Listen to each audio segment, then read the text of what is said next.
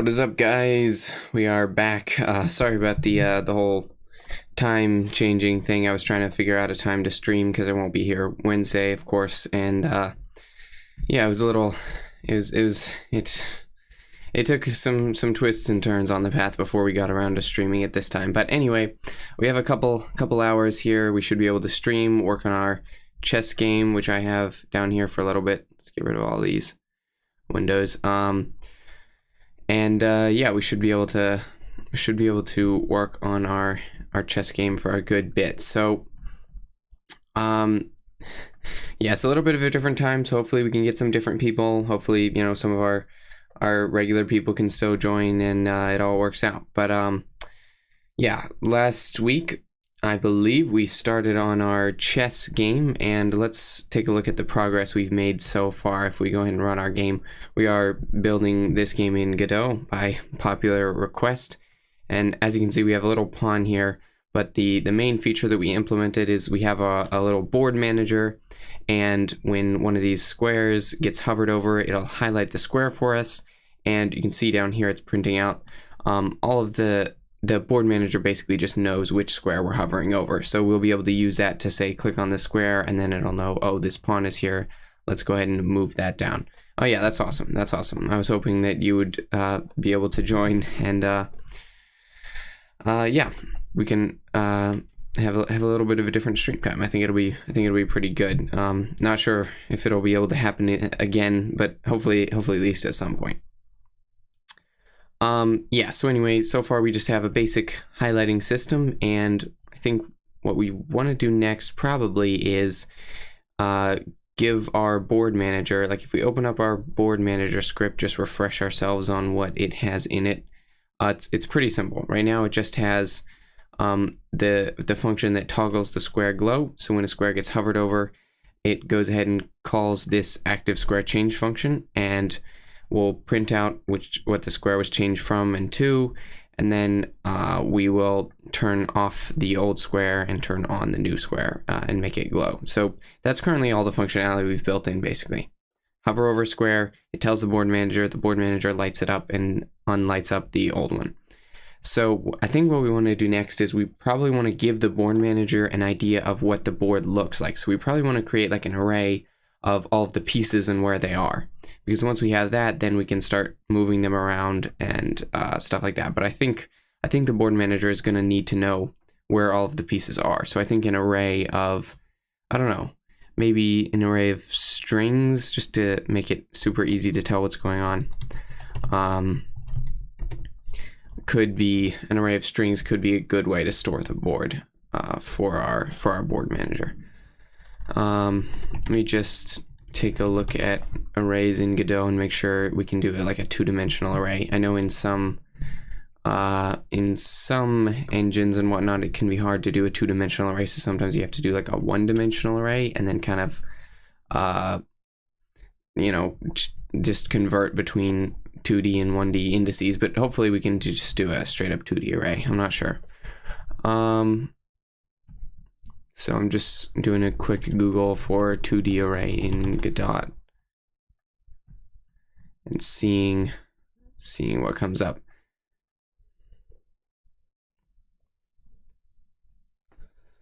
This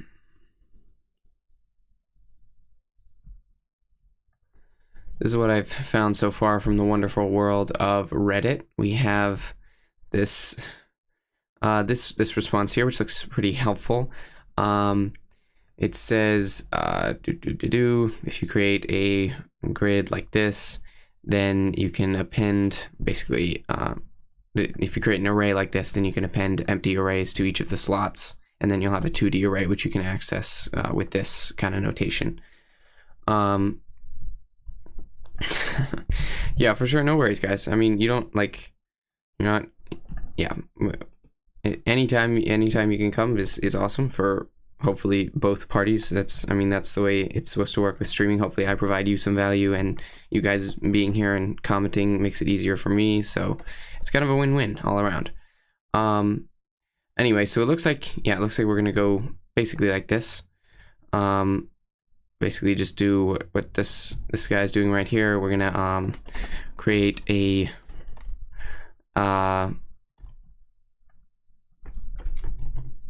a variable for the chessboard, and I don't know, can we, I would rather it be explicitly typeset, which I assume is okay for us to explicitly say that it is a string, but I'm not sure. So well, for now, let's just leave it as var chessboard equals an empty array, and then yeah, just like they're doing there, and then I think that actually might be GD script, which is why it's a little weird. But anyway, then when we start up the game, we can go ahead and fill our array with the proper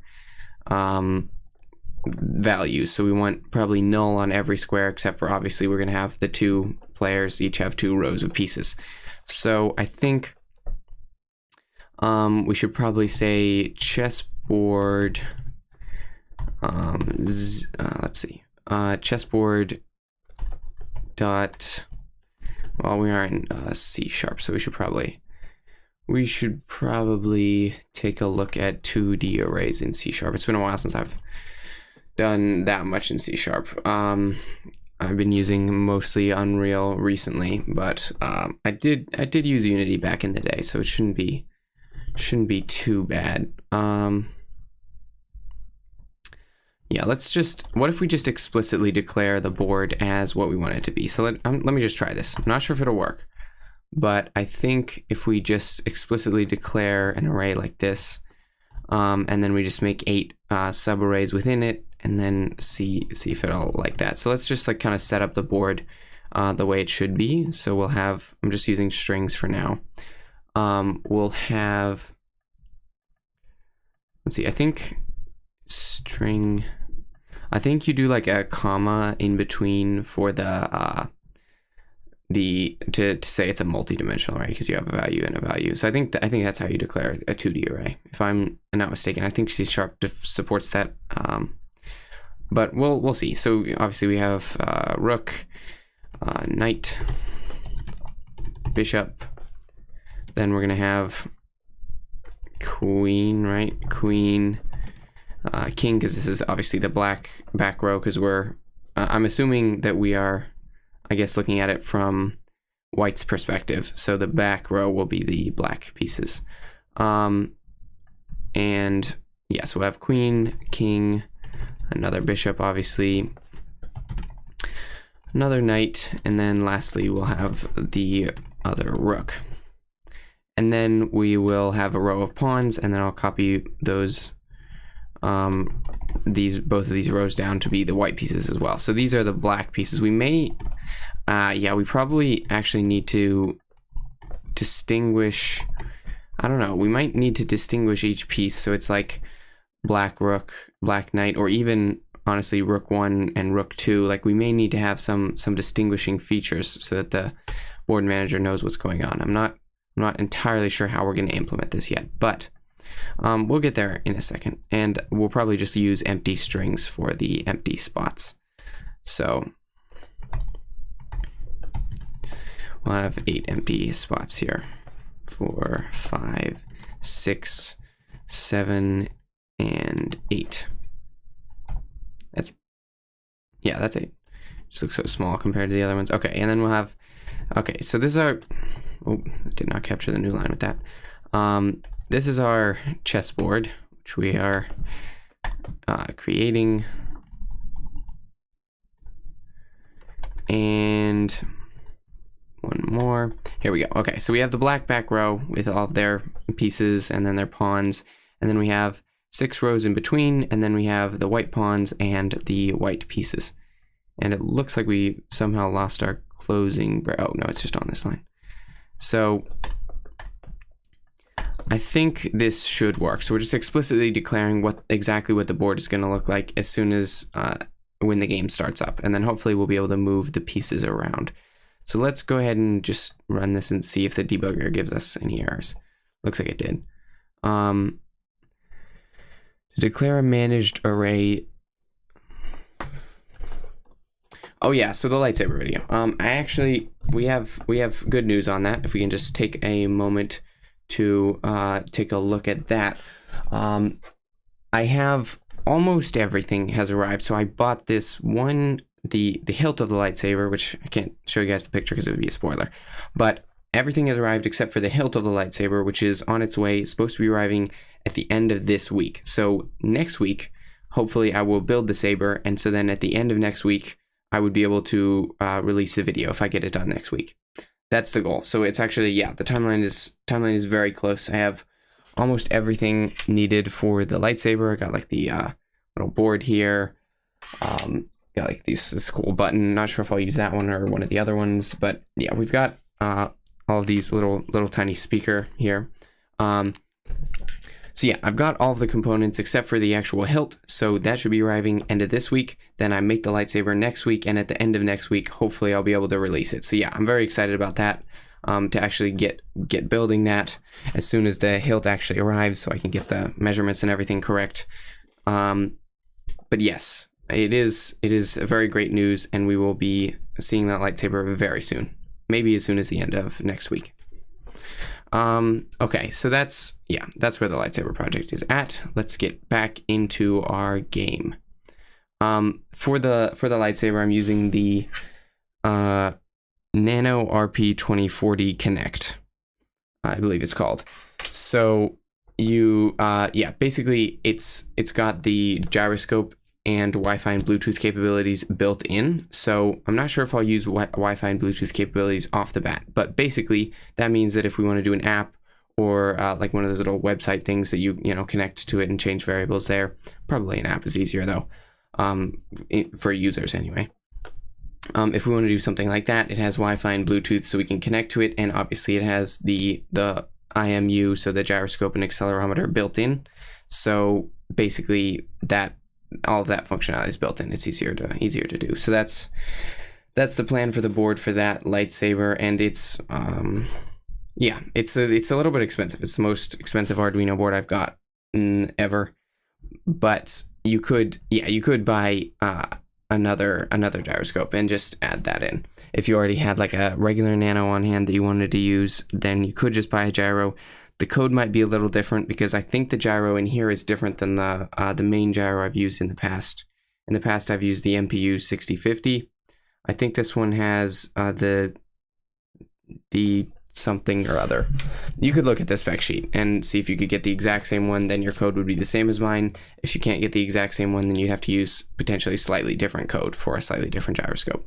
But yeah, you can definitely use any different board, an IMU, separate Bluetooth chip, anything like that, and it'll still work. That's the whole point of Arduino. But if you want to use the exact same code, then you'll need either the exact same board or a different board with the exact same gyroscope, which you'd have to look up from the spec sheet on arduino.cc.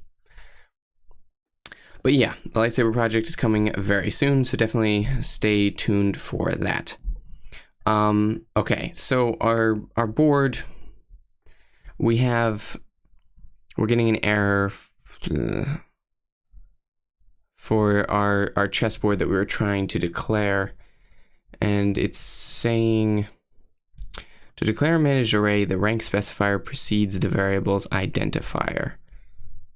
Oh, I'm dumb. I just put it in the wrong spot. It's supposed to be after the type specifier, not after the name of the variable.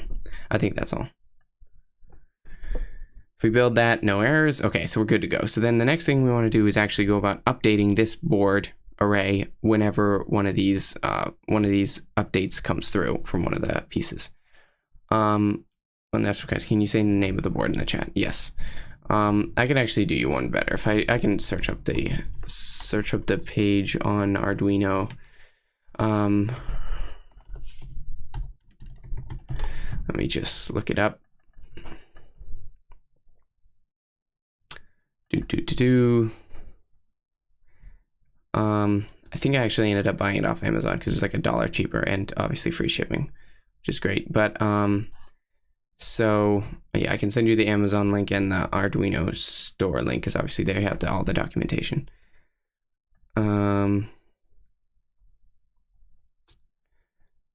Oh, looks like it's the exact same price right now. So if you want to buy it from Arduino because you're buying a whole shipment of other stuff or something like that, you can definitely do that. That's that link. And then let me copy in the link I had saved from the Amazon page.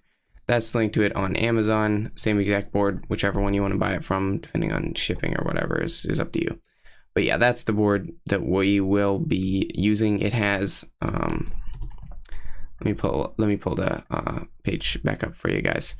Yeah, it has, if we look down here, Wi-Fi module, Bluetooth module, this 6-axis IMU, so that's a gyroscope and accelerometer, so we can detect the movement of the lightsaber and the clashing when it hits something, so we can make sounds when it clashes and all kinds of awesome stuff. It's basically going to be the same technology that's in the top lightsabers that cost like $1,000, except we're doing it with a $30 Arduino board and $50 more of components or something like that, plus the hilt, which is kind of expensive. But yeah, we're gonna be creating a lightsaber that would sell for probably $750 to $1,000 for just between probably $100 and $200, even less if you already have some Arduino components on hand. So that's what the lightsaber is going to be. It's going to be an absolutely great deal because of the DIYing aspect, which is an awesome thing. So yes, back to the game. We need, I think, when the active squares change, right, one of the squares gets hovered over, we don't need to do anything then because that's just highlighting the square. But when we get a mouse click, that means someone is clicking down, and if we have an active square, then what we want to do is say, oh, we clicked on that square, let's like show them where they can move, where a valid move for that piece would be. So let's do that. Let's create another one, public void, and then actually, I'm not sure exactly what the parameters need to be, so let's look and see if we can connect, because we basically, right now, we're just looking for a mouse click. So we could see if it's in the node connections. I don't think it is, so we'll just be Googling Godot event on a mouse click, see if we can find something there. Let me pull up the documentation page. So, there's this input event mouse button thing. How do we implement this? Tutorials, perhaps. Using input event. Okay, in C#, obviously. Okay, so managing input is usually complex. They built in the input event to help us out.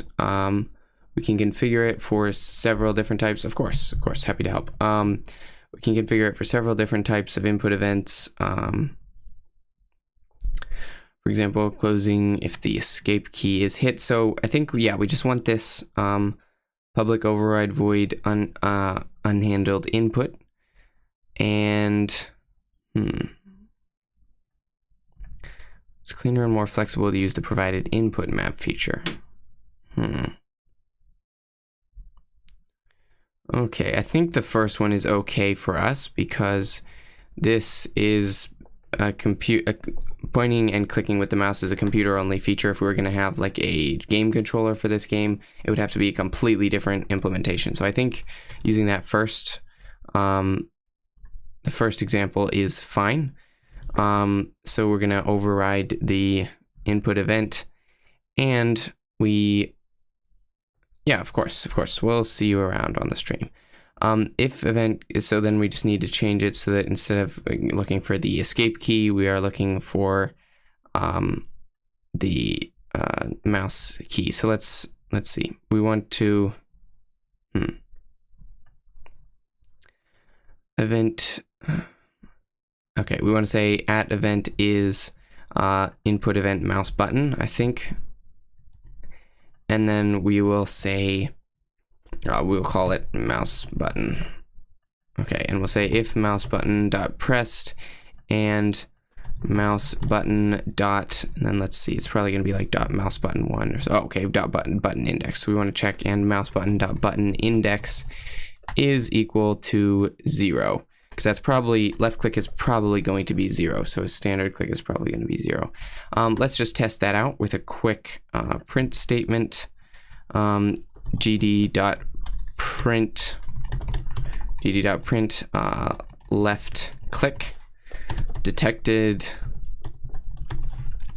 And now if this function works, we should be getting a left click detected. I'm not sure if it will, but yeah, okay, here we go. Input event mouse button has no definition for button index. Interesting, because we just saw on the documentation, oh, it's the property mouse button has the property button index. So we need to say dot mouse button dot button index in order to get the click. Okay, let's try that again.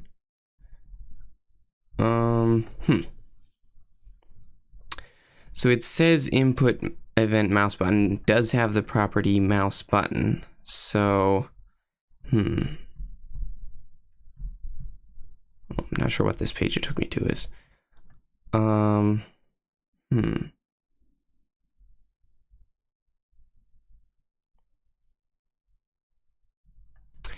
Let's try,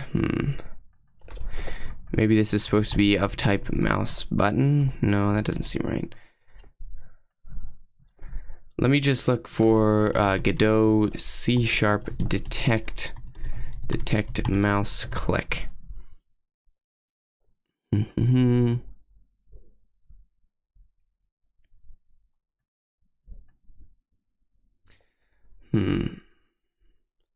Input events are regular classes, so we're already checking if it's input event mouse button. And they are directly saying event.button index. I don't know. So we're checking if the event is what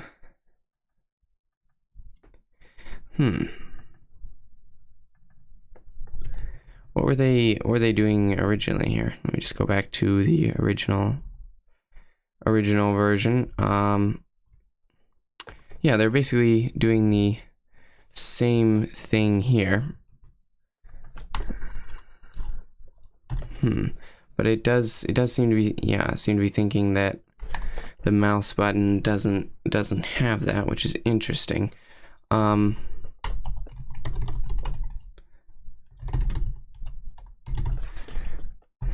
Let's try. Let's see. So it does not contain a definition for button index and no accessible method button index. Oh, we might need to include something here, or using something here if this isn't part of the default using Godot thing. Let me go back to our documentation and check that. Yeah, let's try add something. So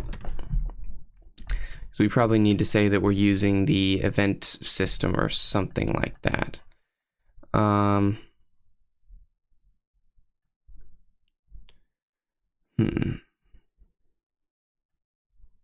Yeah, oh, here's a page where they're doing the exact same thing. If it's an input event mouse button, then we're going to print out the thing. So I think, yeah, we're just missing the statement at the top where we say we're using the input handling system or whatever. So we just need to find out what that statement actually is. Ugh.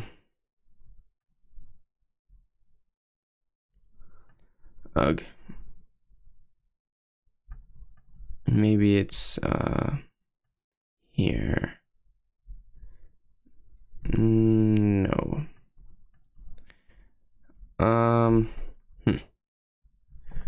This is an awkward situation. Yeah, I like the Unreal documentation because they just straight up have the hash include line on every page for what you need to include to use that, which is just the equivalent of using. But yeah, Godot using mouse input. Let's try kids can code. No, we're still not getting the very first line of the code, which is what we need. We just need the using statement, that's all.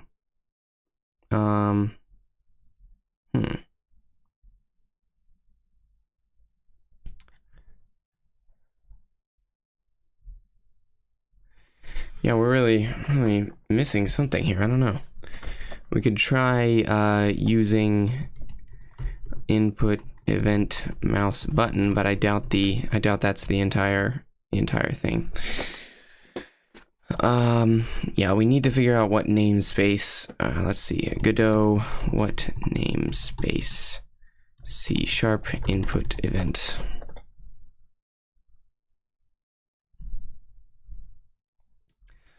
We could try just using input event. Maybe it's the whole thing is just input event. Okay, no. Yeah, so this is kind of, I don't know. I could be missing something here. It seems like we're missing something here in the documentation, because we can't figure out what namespace this code that we're trying to actually use is actually under.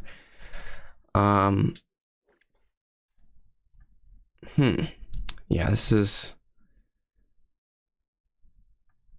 Let's try input examples. No, we're still not getting a full.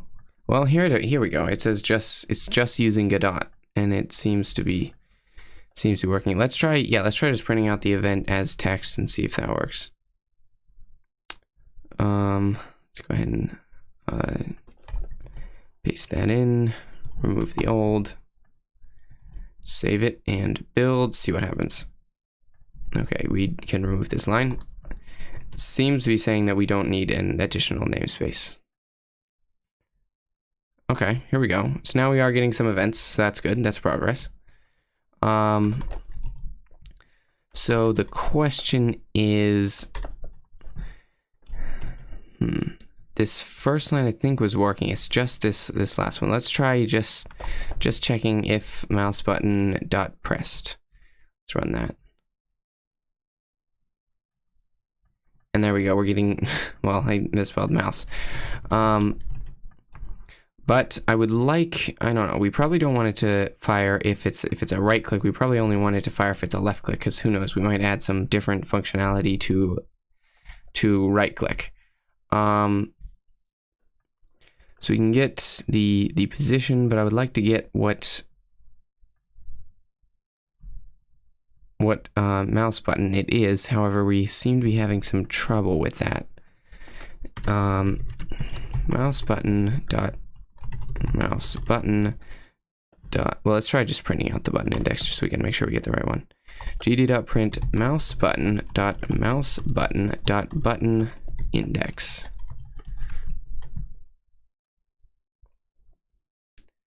Right, no definition for mouse button. I tried already just dot button index, and it doesn't like that. So, input event mouse button has the property mouse button, which has. Oh, it has the property button index, which is of type mouse button. Okay, yeah. So this should work. The mouse button should have the property button index, because that's what we are seeing here. Oh, we're having a low battery situation. Let me just plug this in right quick. So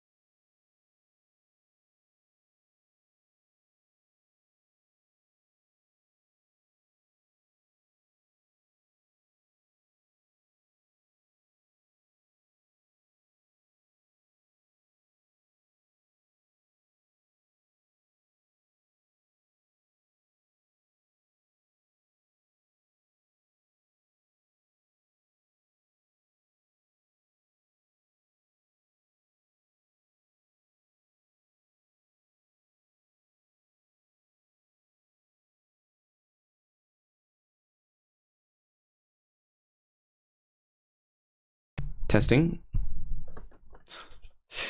Okay, thank you for that. That's actually really helpful. Apparently the mic had just shut down for some reason, and now it is back on. I appreciate that. I wonder how long that was going on. Anyway, you guys should be able to hear me now, so let's get back into it. Hello. So basically, what we've done in the what we've done so far, I don't know how long I've been muted for, but I'm doing good. Just programming a chess game with all of you guys. So we're working on a chess game. So let's go ahead and run our game and show off what we've gotten so far, because I think a couple people just joined. Here's what we've got so far. Okay, that was a bad demo. Let's try again. Basically, what the chess game does so far is you can hover over a square and it'll light up. Okay, exciting stuff. Then if we click on a square, it notices, you can see down here our log, you can see it says mouse clicked on piece pawn, because it knows there should be a pawn there, even though we don't have a 3D model there yet. And currently we're working on adding something where it'll switch to highlighting which squares that pawn could move to, which would obviously be this square and this square.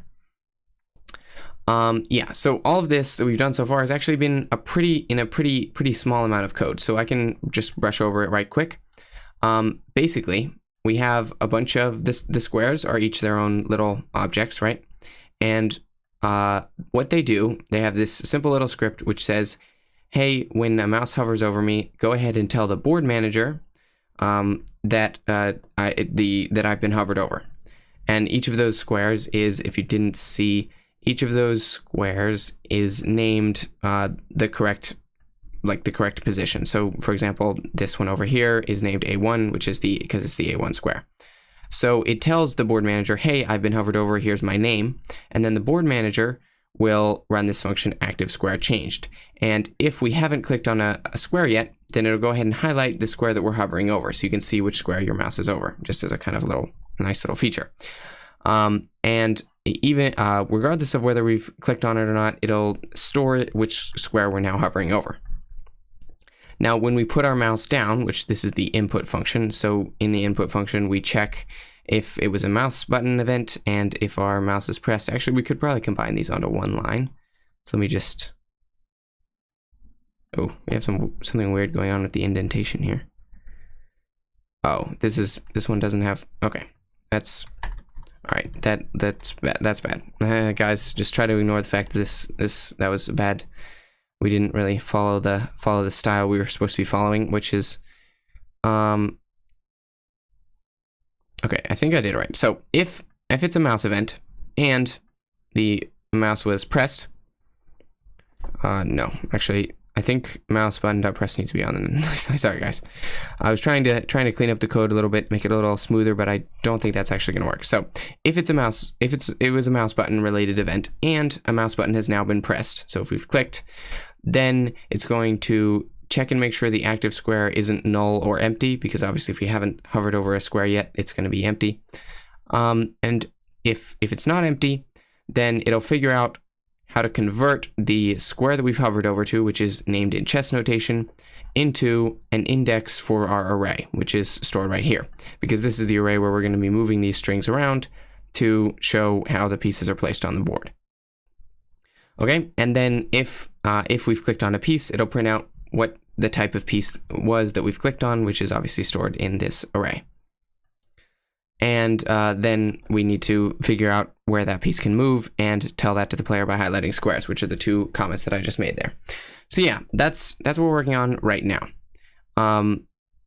So we have it knowing which piece we've clicked on, and we just need to figure out where that piece can move. So we're probably going to need to implement a couple of functions that will tell us how a pawn can move, or how a knight can move, or how a rook can move, or that type of thing.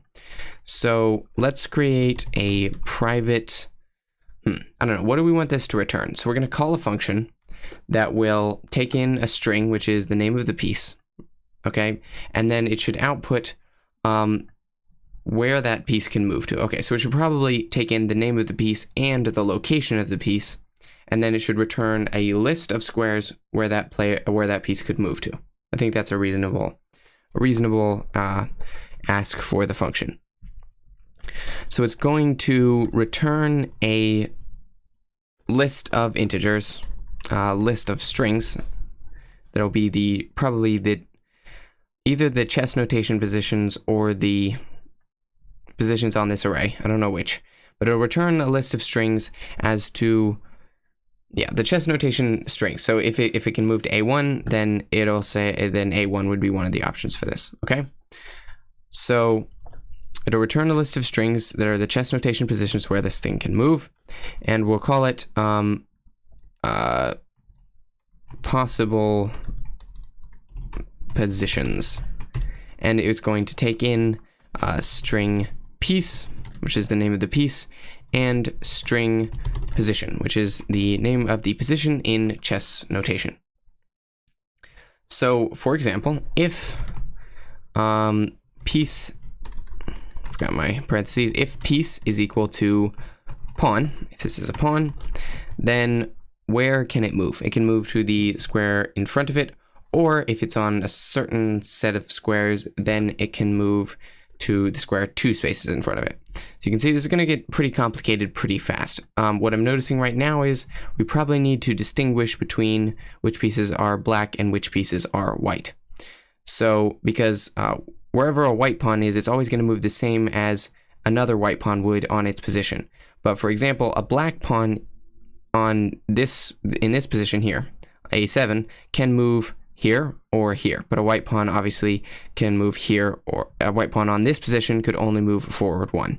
So I think we are going to change this to be W pawn for all of these pawns, and on the other hand, for the other ones, it's going to be B pawn because they're going to be the black pawns, and we'll probably do the same here as well. Just specifying which.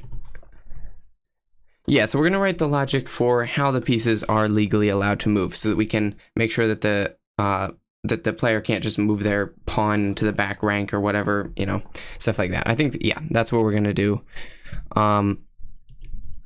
And also, so that, because we have this nice highlighting system, we're going to make sure that we can highlight where they're allowed to move, so they can see where they're allowed to move with the highlights, and then they can actually do that move, and they can't do any of the other moves that would be like cheating. Okay, so we just need to name all of these rooks and pawns and everything. We need to name all of the pieces starting with a W or a B, depending on which side they are owned by. Okay, there we go. So now that we have that, we're going to take the piece string and we're going to have to split it into 2. One of them is going to be the W or B, so the first character in the string, and the other is going to be the actual name of the piece.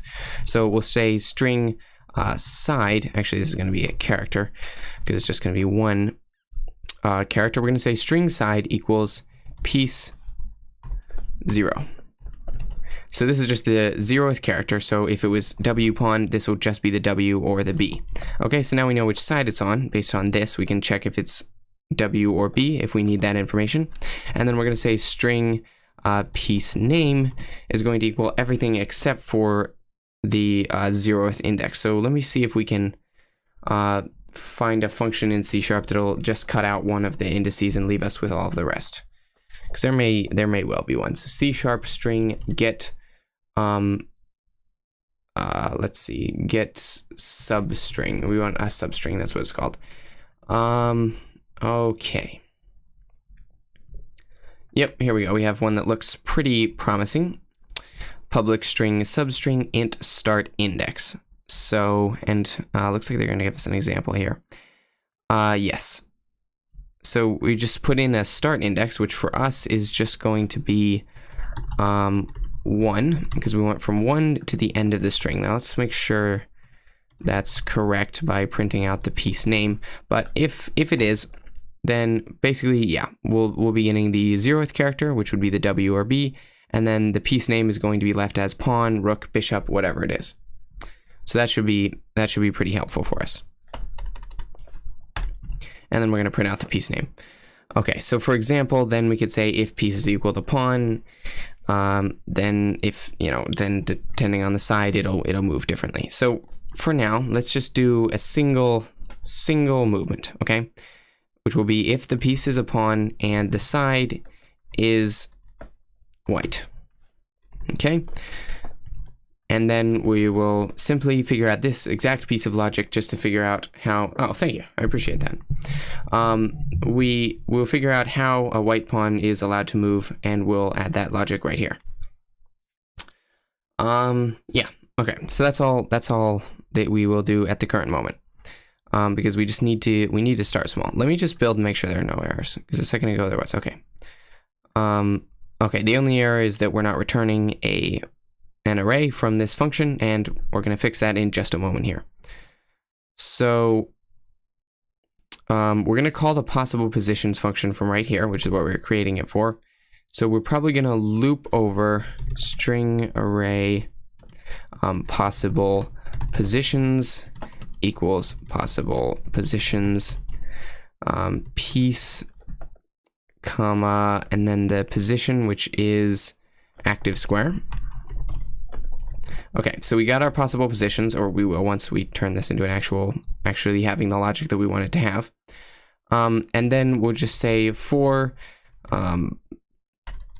let's see, this is going to be for string position in possible positions. I think in C# this is for each. String position in possible positions. We're going to highlight that position. So we will say, since it's in chess notation, we're going to need to do these same calculations we did up here to convert it from chess notation into an actual. Actually, no, we don't need to convert it from chess notation. Sorry. Since the board pieces, if we go back to our scene, since the board pieces are in chess notation, the board manager script, by the way, is on this parent of all of these chess pieces. We can simply get those children and highlight them. That's all we have to do. So back in our script, we can say, let's see. We just need to get a child of the thing of the board manager by name. That's all we have to do. Okay, so let's take a look at how Godot C# get child by name.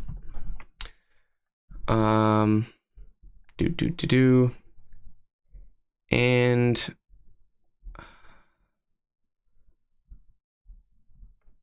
here we go. I found it. Okay, so get node, and then we say the type of the node, which in this case is, hang on, I think we did this. We already have the code for grabbing a square and lighting it up in somewhere. Oh, here we go. We have the toggle. I don't know why I didn't think of this. We have a function called toggle square glow that takes in the square name and lights it up. So all we need to do is toggle the square glow for all of these positions. And that is why you make functions for the things so that you can reuse them. Okay, so all we're going to do is we're going to loop over the possible positions and go ahead and light them up. And that's it. We can remove these comments now because we have all that done. Now we have to actually add the logic for figuring out those positions, but once we do, that'll work. So let's figure out the logic for determining where a white pawn can move. So basically, let's go ahead and split the position as well in the same way that we're splitting the side and piece name. So let's say character column. We'll just call it a column. Well, in chess they call them ranks, don't they? Chess rank meaning. They call them. I think they call them like rows and rank. What do they call them? They don't call them columns and rows. I'm gonna get this correct. They call them files and ranks. They call the vertical ones files and the horizontal ones ranks. There we go. I just Googled it. Okay, so vertical files. So character file is going to be the letter, right? So that's the first part of it. So that's going to be position 0. So this is going to be a letter, the letter part of it, and then character rank is going to be position 1. So that's the number part of it, is the rank. The file is the letter and the rank is the number. And you know what? Actually, I'm just gonna call them that because it'll be easier. Us programmers don't need to know the chess terminology, so let's just call it letter and number. The letter and number parts of the position. Okay. So for a white pawn, right? If let's see, it can always move 1 forward. One forward from it should always be valid. I think that's just straight up true. Because if it's on the last rank, it's not a pawn. It gets turned into a queen or whatever. So they can always move 1 forward. Oh, unless there's a piece in front of them. Unless there's a piece in front of them. Okay. So as long as there's not a piece in front of the pawn, it can move 1 forward. Okay, so let's say if, and then we need to get the square in front of this. So square in front of this, we're probably going to want a helper function for this. Private string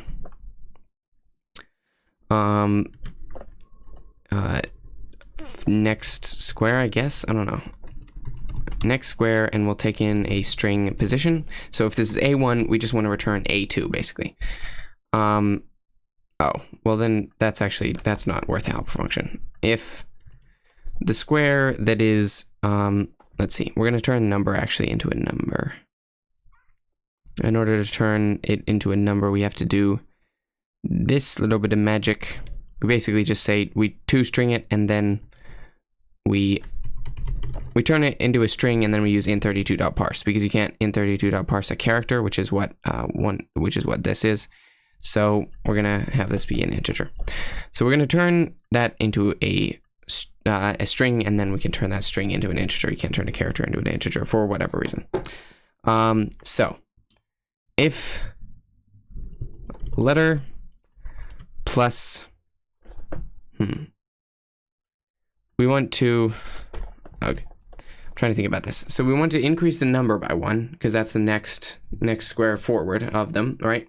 So if we increase the number and we use the same letter, number increased by 1, that's the next square, the forward square for the pawn. So we can make a string out of that. Letter plus number plus 1. Put that in parentheses, and then .toString it.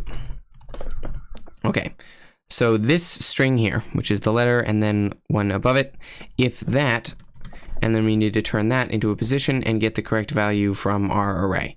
So I believe we have a function. Do we have a function for that? We have a function for chess letter to okay. I'm gonna create another function. We're gonna need a lot of helper functions for this. I'm gonna say private.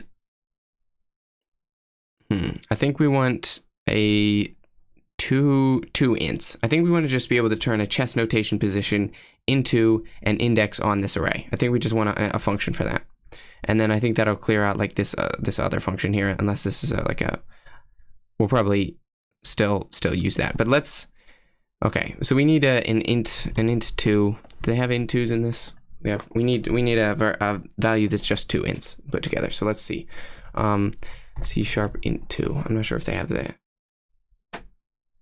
I don't think that's built into C#. So we have to Godot 2 int vector. We need to just just like a vector with 2 ints. It looks like it's called vector2i. Private vector2i chess notation to array position. Okay. And then we're gonna return. Okay, the sun is lasering me in the eyes, so I'm gonna close the blinds right quick.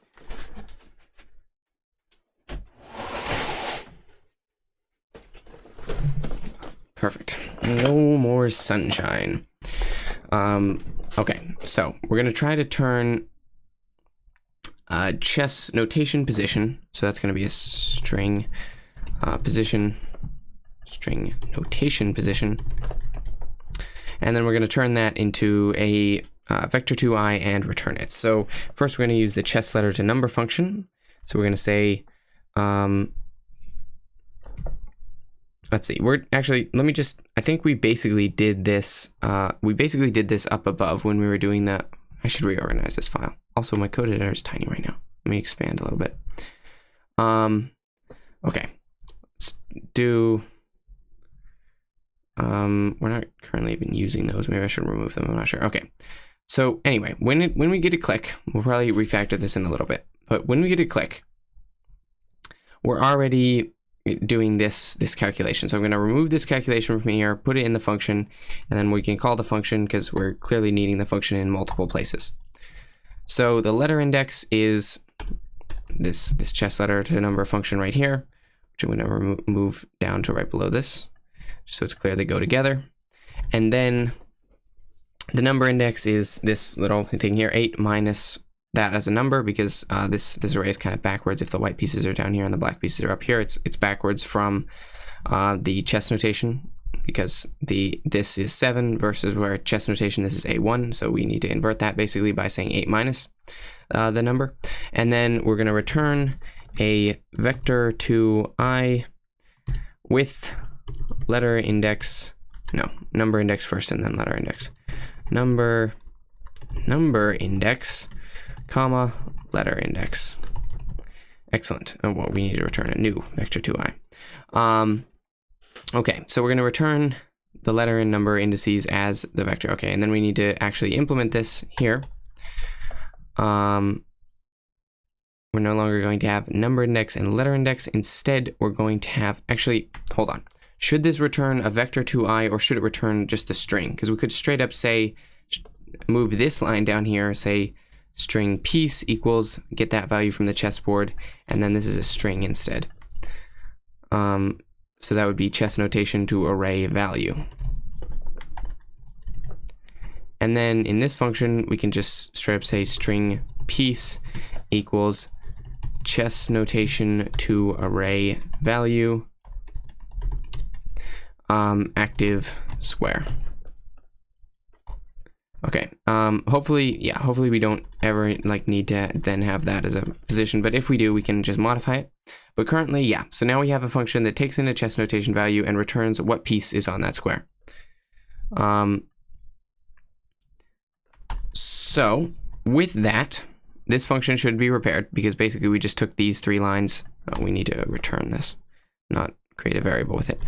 Basically, we just took those 3 lines and put them in a function instead, and now we can call the function from lower down where we're finding out we need it. So chess notation to array value, we need to call that on this. So I'm going to separate this into 2 lines, because I think if we put it all in the if statement, it won't be clear what's going on.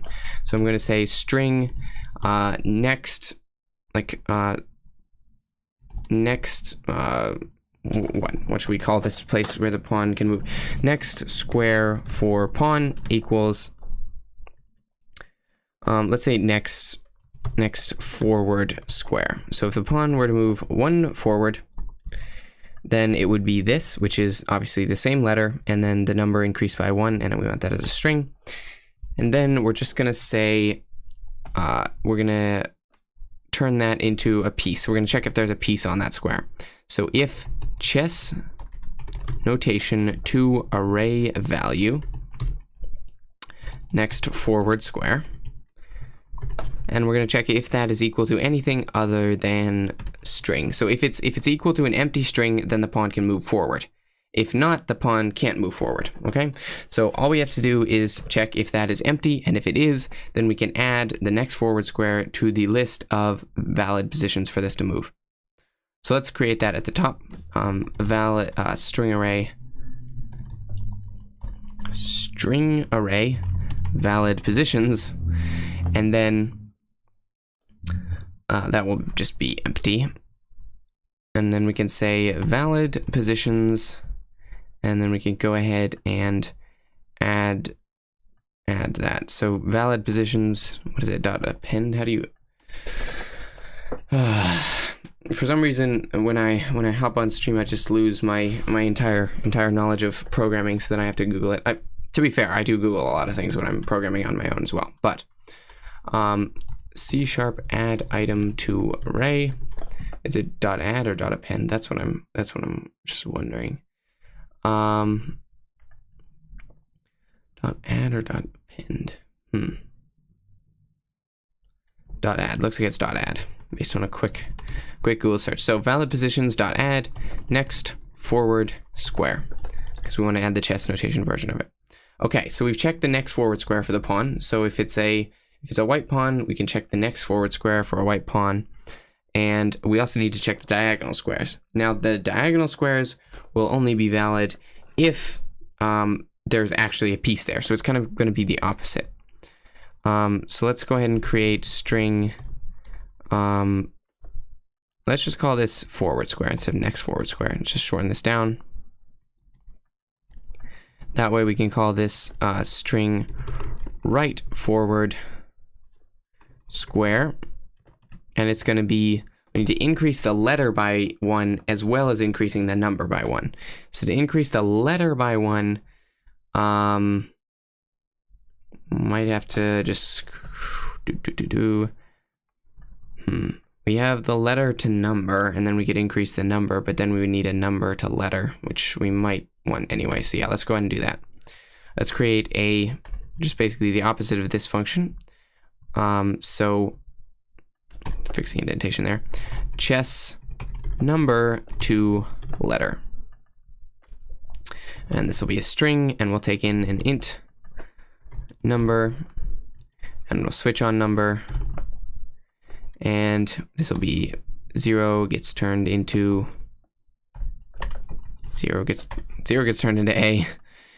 And this will, yeah, this is going to take just a moment to fix all of these. So 2, 3, 4, 5, 6, and 7. And then we will turn this into B, this into C, and so on.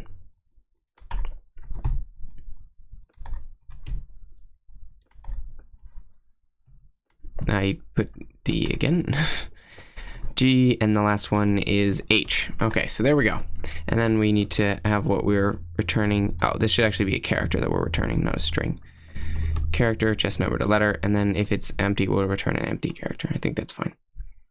Okay, so now what we can do is we can say right forward square equals letter.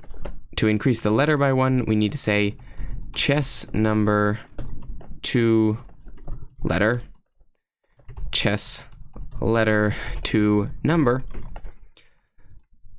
pass in the letter, which is just called letter, add 1. Okay, so we're gonna turn the letter into a number, we're gonna add 1, and we're gonna turn it back into a letter. And that's the letter part. And then we will add number plus 1 dot toString. So this is the right word diagonal. So forward, moving 1 forward and 1 to the right. That's the right forward square. And then the left forward square is going to be pretty simple, very similar. Left forward square is going to equal just number minus 1. So we're still, no. Number is still increasing, letter is going to be decreased. Okay. And now I'm thinking we may need a way to check if certain positions are valid. So for example, if the pawn is on A1, it can't actually move forward into the left because that's not a valid square. So we may need to do something about that.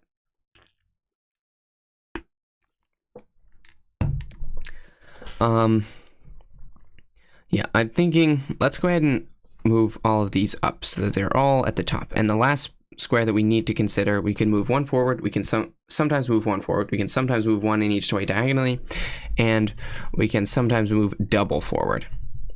So let's just figure out what square that is right quick as well. That's going to be the same letter plus the number plus 2 dot toString.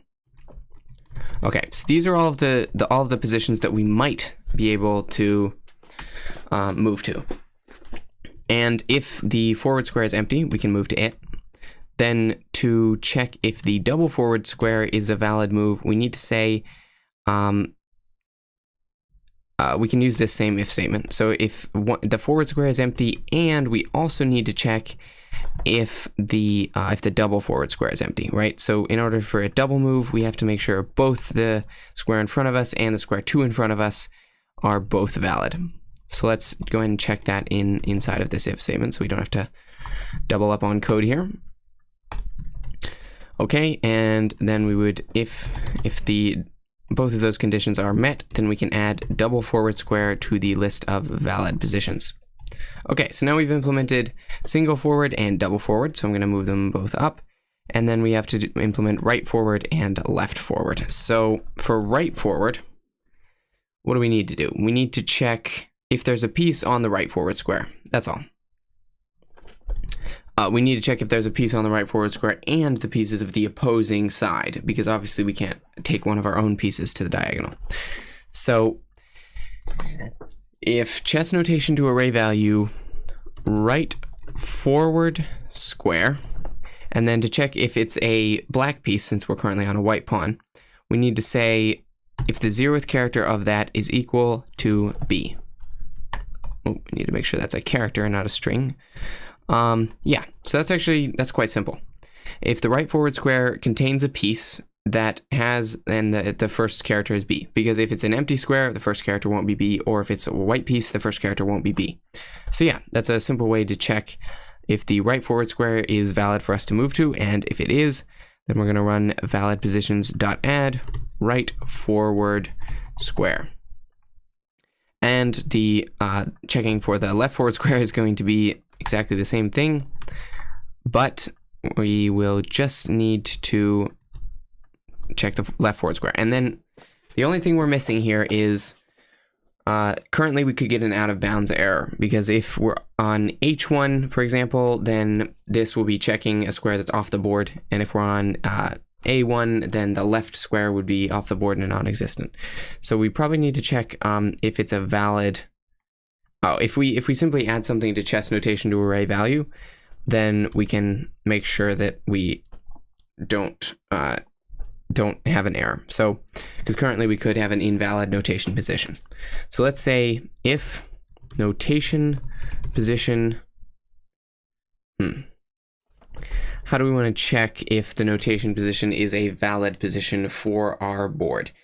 Keeping in mind, I don't know, because theoretically we could have different shaped boards and things like that. So what if, this could be a bad idea, but what if we just go over the children names and make sure it's an actual child name? Because if this way, if we expand it to a 10x10 board or reduce to a 4x4 board, then we would still have the correct objects in the world, and so this would still actually not break. I think we should do that. So basically we're going to see if we can get a child that has the name of notation position, and if we can, it's a valid square. If not, it's not, and we'll return something to reflect that. So back to getting a child, which we do in one of these functions here. We do it in toggle square glow. If this dot get node area 3D of notation position, so we're just trying to get a child with the name of notation position, and if that works, then this won't be equal to null. So if trying to get this child does give us null, so this child doesn't exist, then we're going to need to return something that makes it clear that this is an empty square, because we can't just return an empty string, because that's what we, an empty string represents a square that just has no piece on it, right? And that's something different than a square that doesn't exist. So I'm going to say we return the string invalid because it doesn't start with B or W, and it is not an empty string. So hopefully that doesn't give us any issues. We just return invalid, and that won't start with B or W or any of the other things that we might be checking it against. So I think that's going to be okay. Okay, so now that we've added that safeguard, I think this will work for our pawn. It should highlight our the positions our pawn can move to when we click on a position that has a pawn. Okay, we have an error here. Okay, you can't return an empty character. Can Godot make an online multiplayer game? I'm sure it can. It's It's not usually an issue of can with game engines. When you're picking a game engine, most things can be done. It's an issue of how easy is it to do it. So I don't know if Godot, we can look it up. Godot multiplayer, and it's an issue of how much work they've done for you. That's what choosing a game engine is really all about, because there's lots of different game engines, and they're good for different games because they've done different amounts of work for different games. So Unreal Engine, for example, has done a lot of work for like shooters, right? Because they made Fortnite in it, right? So Unreal Engine has done a lot of work for shooters. So if you want to make a shooter, Unreal is probably the best choice. Now, Unity and Godot have both done a lot of work for 2D games. So if you want to make a 2D game, you're probably better off choosing one of those than choosing Unreal, because they've done very little work for 2D games. So if we look up Godot multiplayer, we have this. It looks like they do have some amount of multiplayer stuff going on.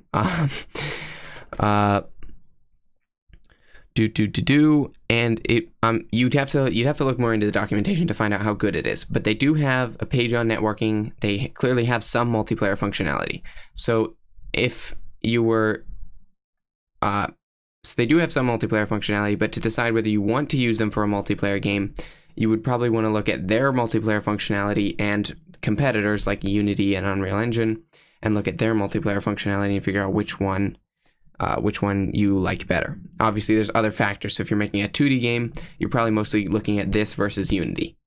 If you're making a 3D game, then I don't know if I would recommend for online multiplayer in a 3D game. I might recommend Unreal. I don't know, or Unity, because Godot tends to be behind those in some of those kinds of aspects. I don't know. Depends on what kind of multiplayer game, I guess. Okay, so we're getting an error because we can't return an empty character. That's not a thing. So what character do we want to return if this doesn't have a... This should never happen, right? This is a case that should never happen, but it might. So if we can't turn our number into a character because it's not a number 0 through 7, what character do we want to return? Let's return Z. Should never get to a case where we need the character Z in one of these. If so, we'll have to fix it, but for now, let's return Z. Okay, we failed to build the project. The name toggle square does not exist in the current context. It's toggle square glow, not toggle square. Okay. Switch statement contains multiple cases with the value 3. Okay, I accidentally typed 3 instead of 2. String array does not contain a definition for add. Okay, how do you... we're getting that several times because we're using .add several times, so we'll look up the correct way to add something to an array in a minute. Use of unassigned local variable valid positions. Okay, so we want to say, hey, this is an empty array, is all. And board manager.possible positions, not all paths return a value. Okay, so since we're just implementing the pawn, obviously we will need to implement a we weren't returning anything at all, so that would have been a problem. Thankfully we now have that. Regardless of what happens, whether it's whatever pieces happen, we're always going to return the valid positions array, which could be empty. Okay, so now our only error should be that we are adding to an array and we don't know how to add to an array. So let's take a look at adding to an array in C#.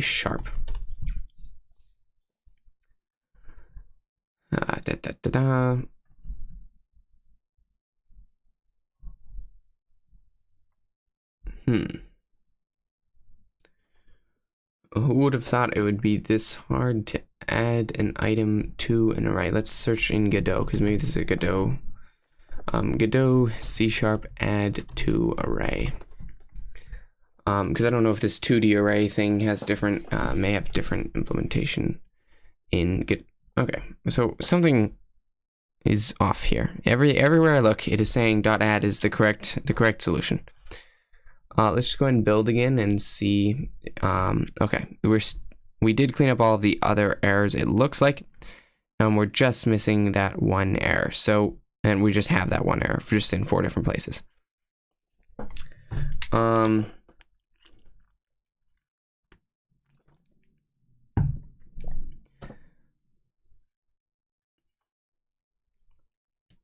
String array does not contain a definition for add.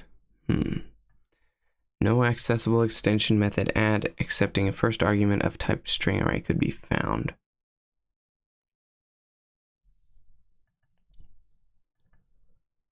Let's just try if we just add a regular string to it. Okay, so yeah, so it doesn't, the whole add function, it doesn't like.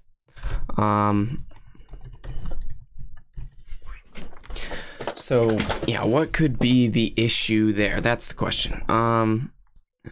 It appears that the whole string array thing just straight up doesn't allow the add function.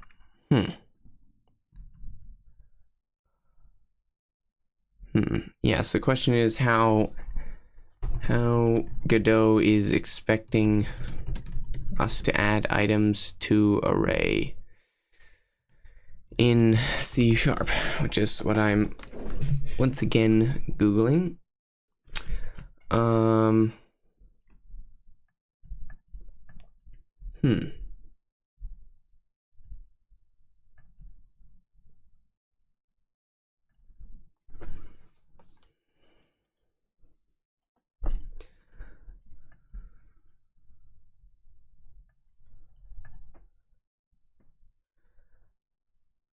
Maybe we, it's possible there's another data type which Godot prefers, because sometimes game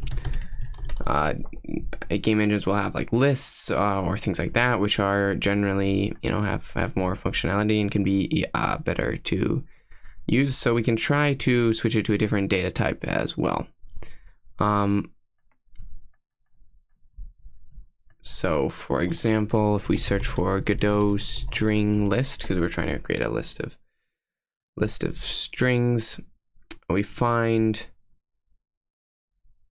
in their API they actually have a specific string array, so that's kind of a surprise. They have something specifically for holding strings. Maybe that's why we're having an issue with this. So anyway, let's try that.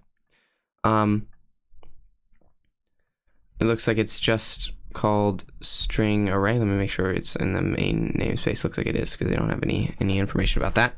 So let's try creating that string array valid positions. We probably have to say then equals new string array, and then instead of a .add it has .append. So let's go ahead and you can use Command D to multi-select in most IDEs. It selects the next instance of the selected thing. Okay, string array could not be found. Whew, we are having some trouble. It says it's a built-in type. Member functions stringer. Yeah, so this should be the constructor function, and it could be, did I misspell it or something? String array. Nope.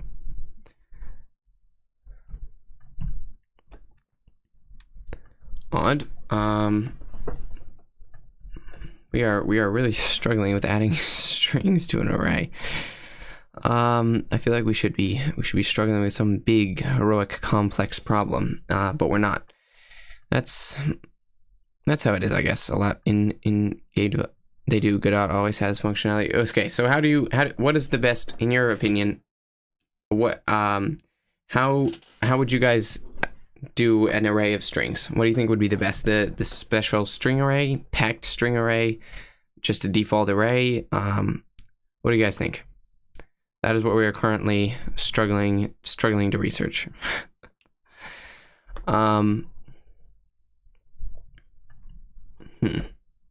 Because Godot was giving us an error when we tried to packed string always worked for you. Okay. Packed string array. All right, let's try it. And let's just make sure we know what the append or add function is. Okay, it is append. Okay. All right, let's try it. Packed string array equals new packed string array. Let's try it out. It even highlights it green, like it knows what we're doing here, but it says it couldn't be found. It is, yeah, it's highlighting it green like everything else that is like a Godot, default type of thing. But it is giving us an error in both places when you try to add this here. Interesting.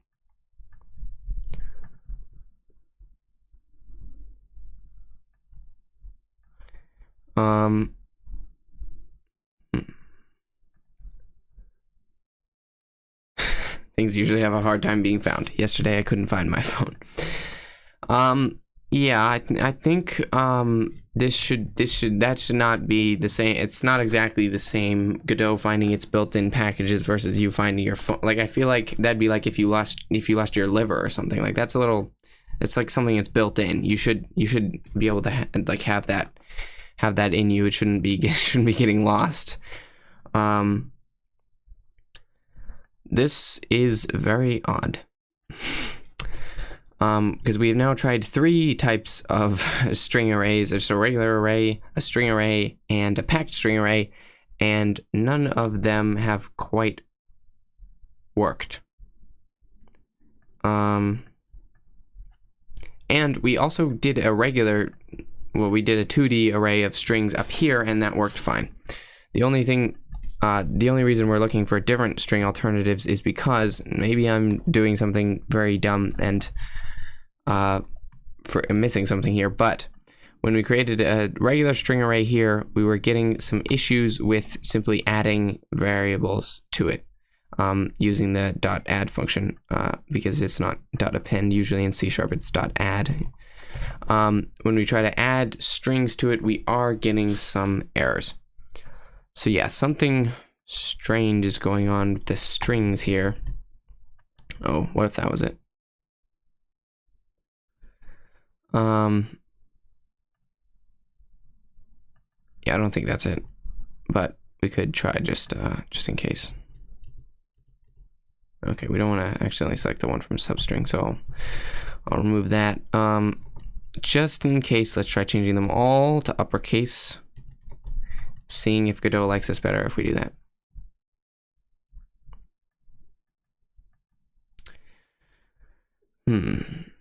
Okay. Sure enough, we are still getting networker. Let's check it out. Network profiler. Let's begin that.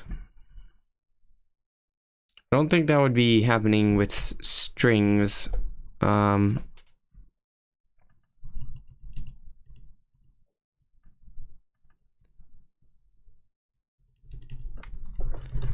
me just put these back to regular right quick. Dang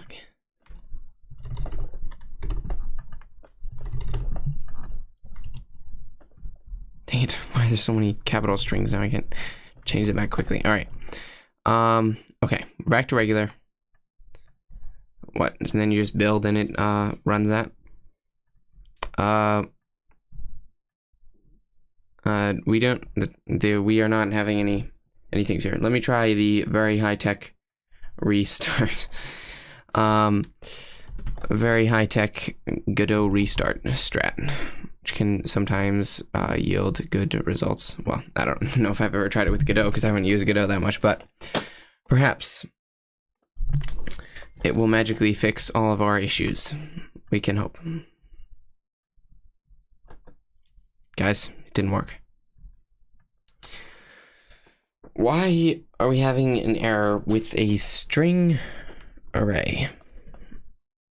I wonder if we try. No, I've been living in Unreal Engine. Been living in Unreal Engine. Chessboard 0.add. Hello. Just want to see if that gives us an error as well. Wrong number of indices inside. No, I'm not trying to access a specific value. I'm trying to access one of the arrays inside of you. I think that's the correct number of indices. Like, what does it think is gonna happen if I do that? Yeah, string doesn't contain a definition for add because string is not a character arrays instead of strings. Whenever I want to make a string array, I just make a 2D character array. I don't want to, I don't know.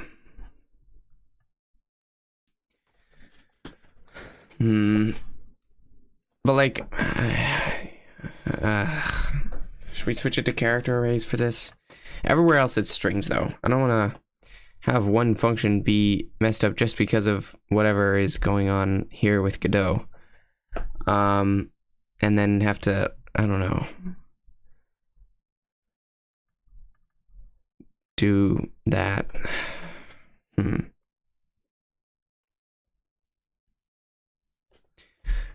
Yeah, I mean, it's, we could do it. It's just kind of a very tacky, I feel like it's a tacky solution. I don't know.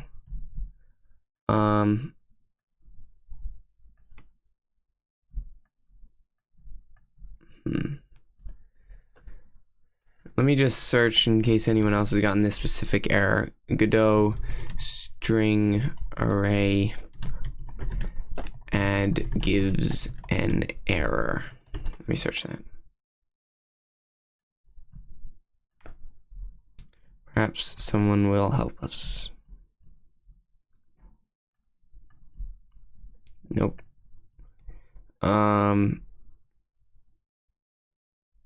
Well, it should be Godot C# string array add gives an error.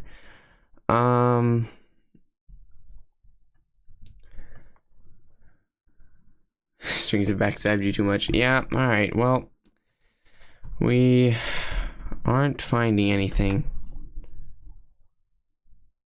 We already tried packed string array. Fine. We'll do a character 2D array just for this. I don't think Uncle Bob would be happy with this. I don't know. I don't. Doesn't feel very clean. A lore with strings, yeah. Okay, character array valid positions equals do, and then we'll just have this be an empty array with no subarrays. Is that fine? Okay, and then I have to add. Let's look up the function for converting. Convert string to character array in C#. Oh, you got the blessing of Uncle Bob? Okay, we're good then. We got Uncle Bob's permission, so we should be good. Okay, it's just 2 character array.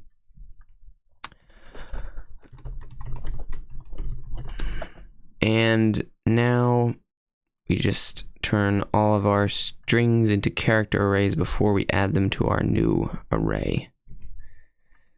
Oh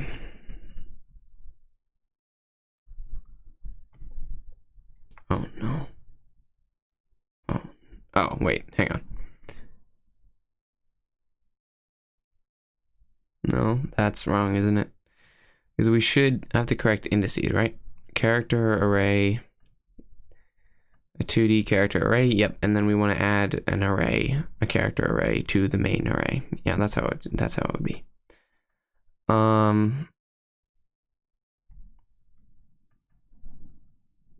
Any any last words, guys? Just add a couple of empty boys right there just to see what happens. Build. Okay, yeah, guys, we have a serious issue here. We cannot add anything to any array. Is what it's looking like here. Let me try creating an int array. Ints,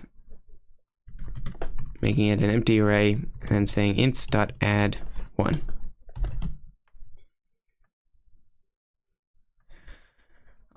Use a list. Well, I looked at the different collection options available earlier, and I found the string array and the packed string array. But I guess we can look for a different lists. List Godot C#. Let's see what kinds of lists we have. Kinds of list options do we have around here?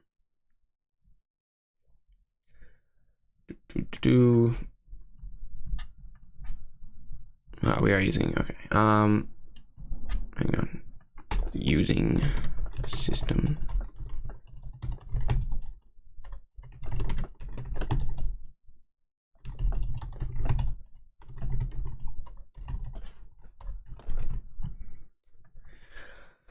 Okay, not generic without an S. Right. And let's look for list types now that we have that.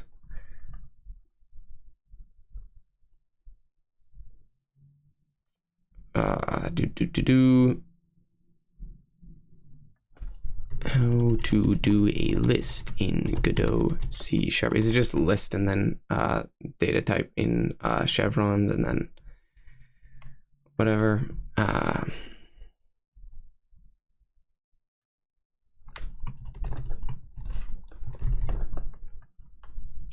What is the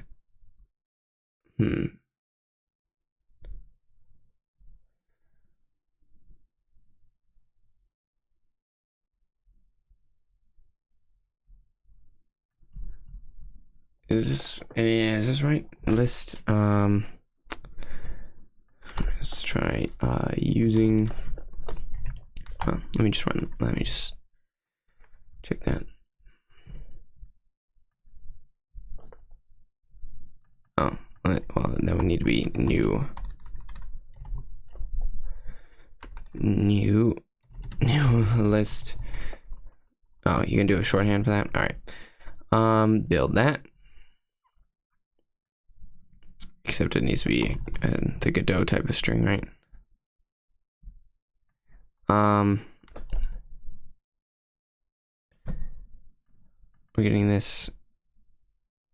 Oh, yeah, we need to actually make this up here a list as well. Okay, guys, what is the difference between the lowercase string and the uppercase string? This is making me very confused. Then whenever we call the function, this needs to be a list string as well. Hey, at least we're making progress. I think we're just about ready.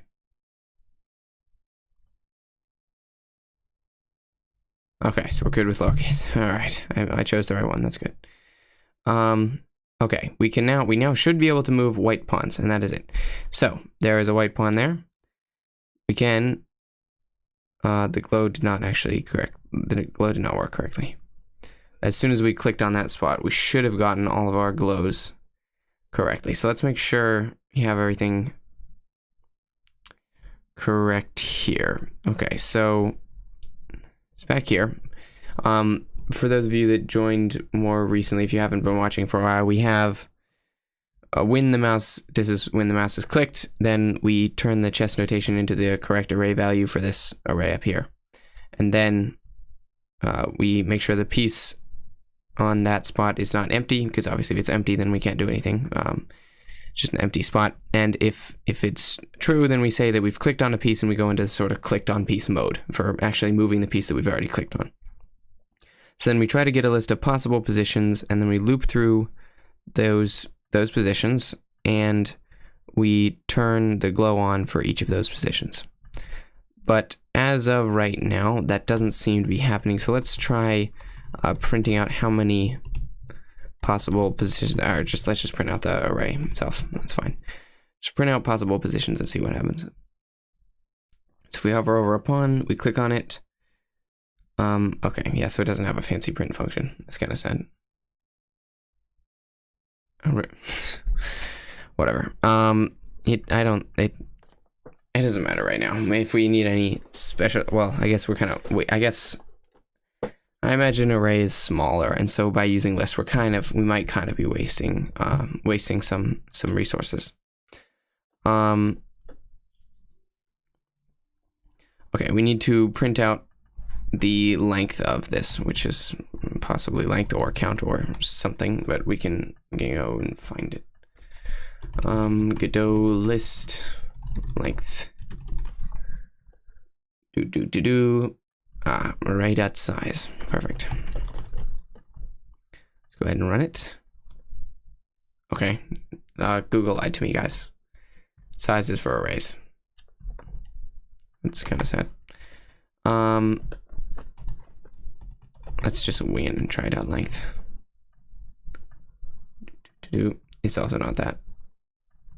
What is it? .num? .count? We can do it, guys. We don't need Google. We got this. We got it. Is there a .toString? Well, it should. I assume it calls .toString automatically. I don't know. Maybe I'm wrong.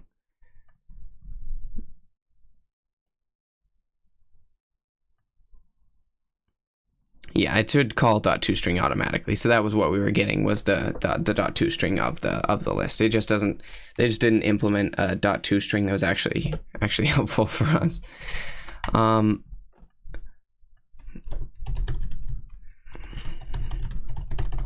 Okay, I think if we can just figure out the is it just capital size? Am I just wasting all of this time because it was capital size and not lowercase size? No. I think I already tried count, didn't I? I think I'm losing my mind.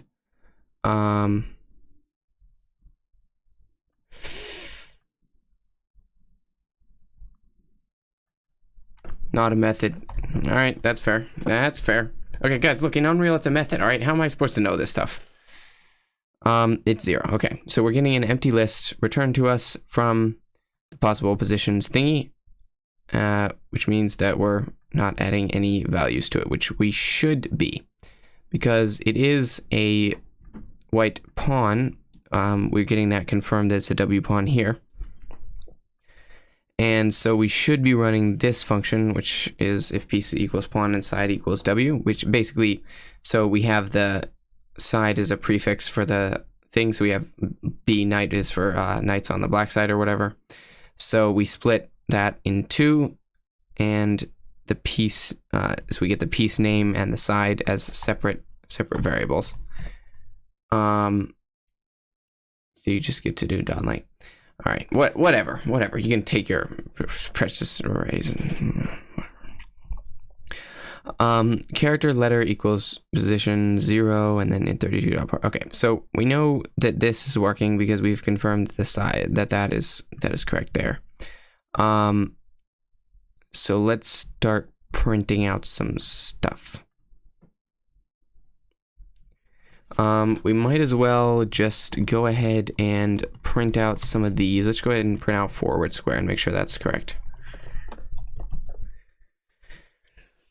So if we click on A1, we should get, okay, so it's not running this function. Interesting. Okay, so it's not running this function, which is we were just printing out piece and it was printing out the correct thing. So let's try printing side. Maybe side is somehow incorrect. It should just be 0.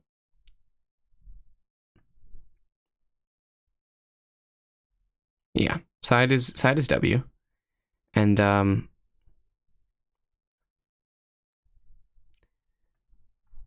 maybe forward square, the calculation for that is incorrect. Letter plus, oh, it should be letter.toString, because letter is a character, not a string. I was thinking it's a string, so I think that's the problem. We can just check that before we fix the others. Our calculation was, nope, it's still not. It's still giving us a 0 here. That is that line, right? Oh wait, no, the 0 is from the okay. All right, the 0 is from the other function. So this if statement still isn't running. Okay, so let's gd.print the piece and gd.print the side. It should be pawn and W because we just,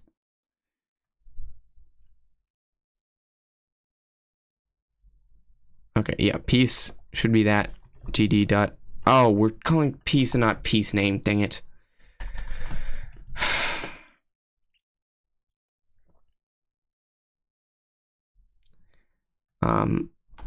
Well, we have to create a string out of a character and a number here in order for it to be correct.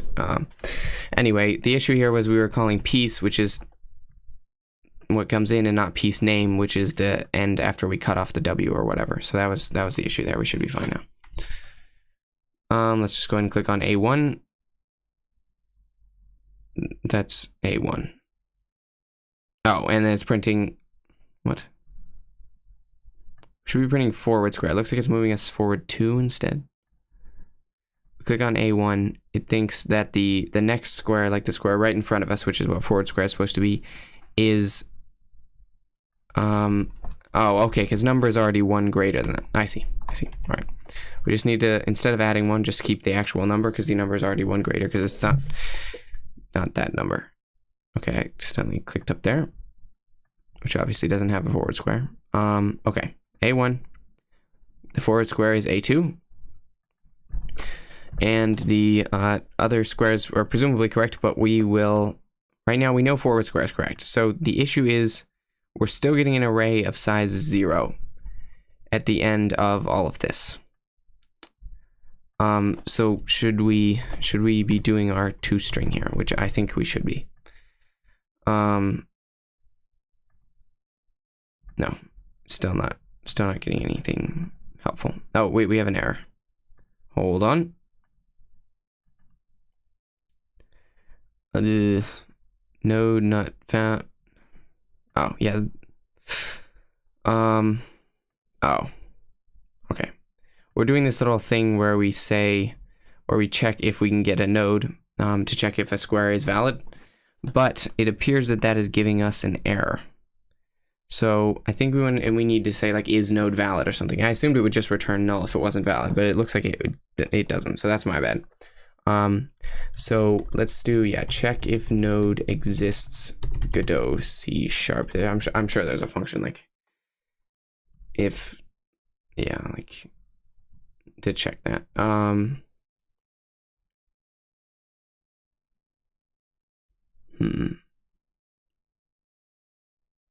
Squares will not be valid unless I'm valid. I'm so valid. I don't know what you're talking about. 2 methods down from get node is get node or null.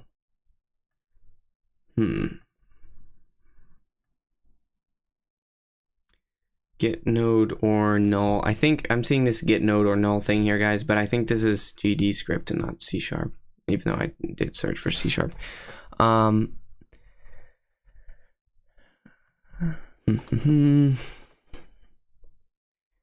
Okay, maybe we should have just gone with GD script. I think everything here is very GD script.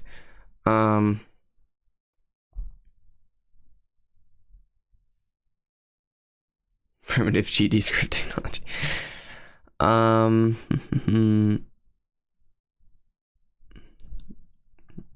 Why are we having so much trouble just checking if a node exists? It seems very simple. Seems like very simple functionality. We can try this other thing, but I'm pretty sure it's GD script. Yeah, that looks like GD script.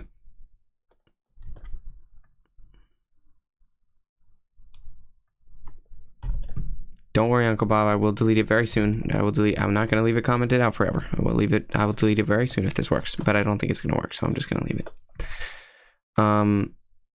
Yeah, this is definitely GD script. And it's not going to work for us.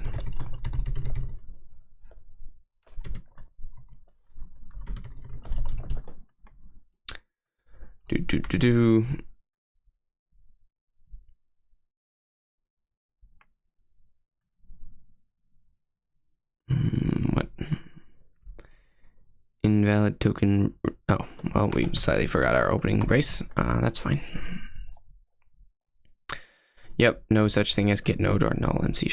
Oh, maybe I can just search for that. Get node or null Godot C#. Yep, here's someone experiencing exactly the same problem, it looks like.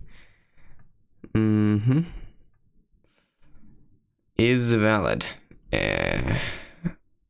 We'd still have to get it though.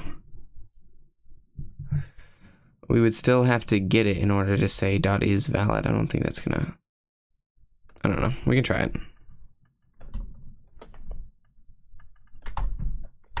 See, if Uncle Bob's watching this, you can see I immediately removed the commented out code. It's back to no commented out code. Everything's fine.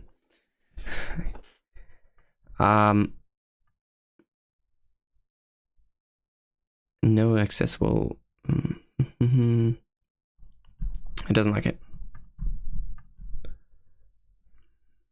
We could try this one, but that feels like no, that's GG script. Okay, let's read through what this guy has to say. What's wrong? Yep, it'll crash if it was empty. Well, it didn't crash for us, but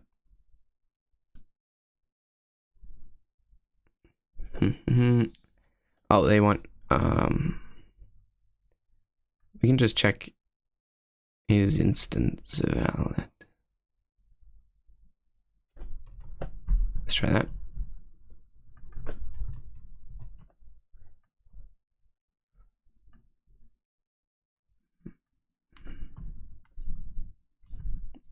We have 2 dots there. That's not intentional.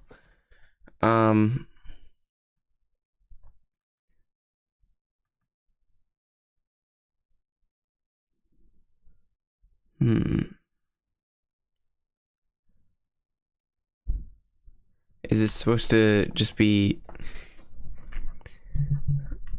inside of here? What object are we calling is instance valid on? I don't know. Oh, did that actually just work? I did not expect that to work.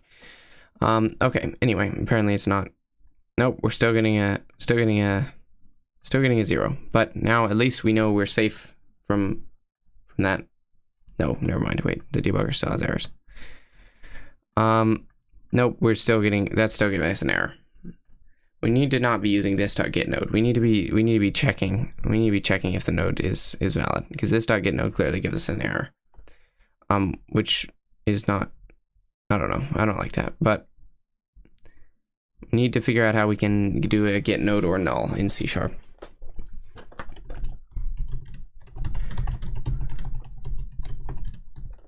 Yeah, get node is what I'm using. Check this out. Get node. The problem is that instead of returning null, it's just giving us an error when we run it on a thing that doesn't exist. Which is what we want to do.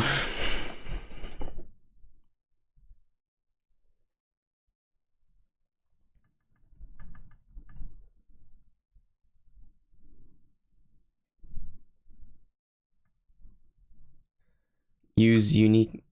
It's not. No, look, what we're trying to do is, so we have all of our children, right? And they have these names, right?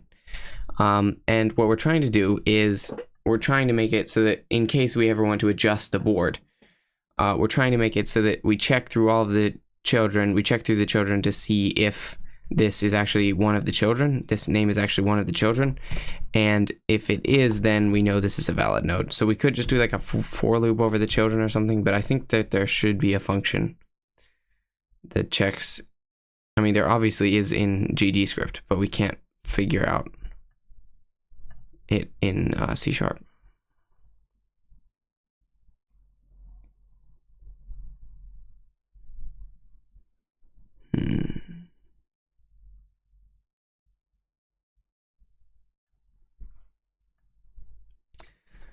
Yes, the names are unique. That's not the issue.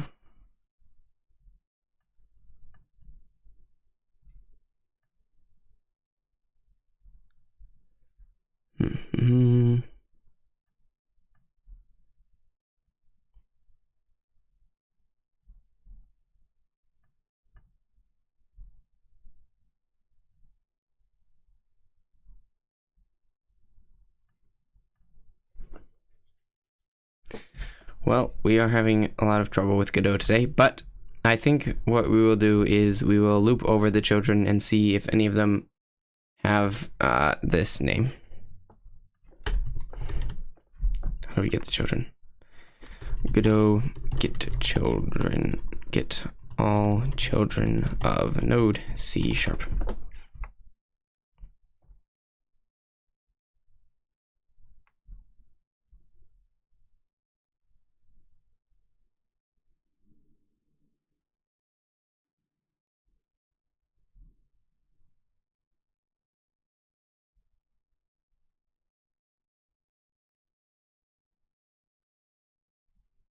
looks like we can just use get children, right?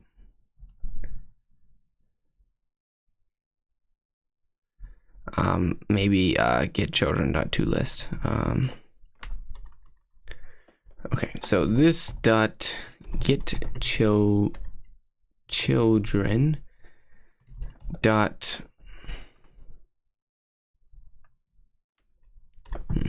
wonder what data type this is. It might be just be an array, in which case we would be fine. If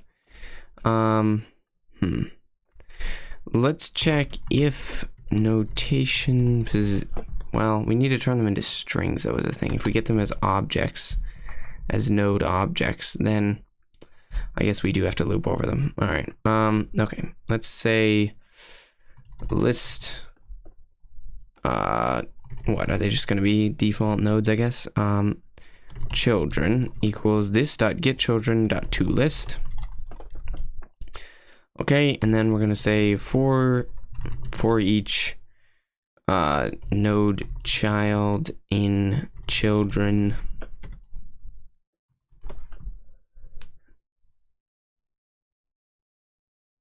is it get descendants? Is that what you're saying?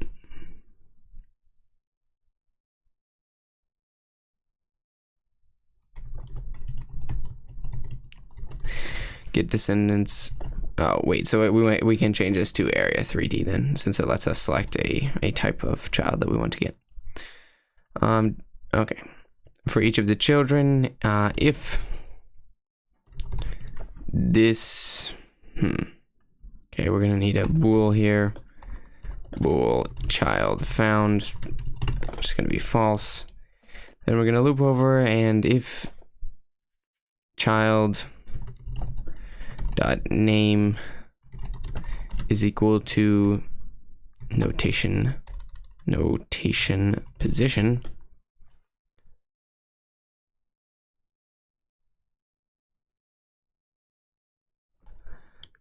it's a custom function you baked in your delicious stew. Fine.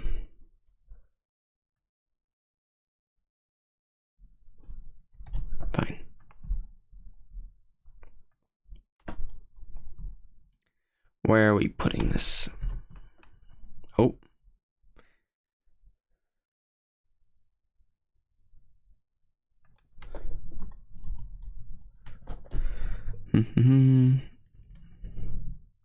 We shall see if your stew works.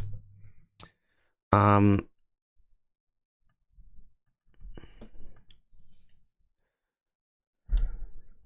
does it return us?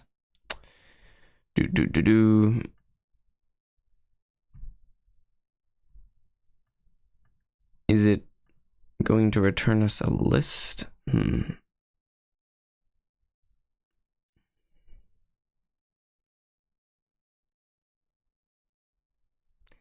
Yeah, I don't know if we need to like specifically do that. Like I think we could just do a regular get descendants because there aren't any other types of descendants that we need to worry about, I don't think. So I think we can just use the regular get descendants. If child.name is equal to notation position, then child found equals true, break. And then if not child found, we'll just return.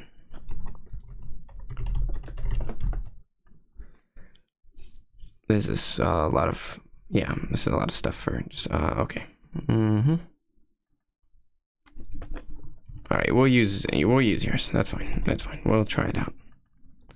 Thought we could use the regular get descendants, but perhaps we shall use the stew version. Non-generic static. Fine. We shall create a class for him.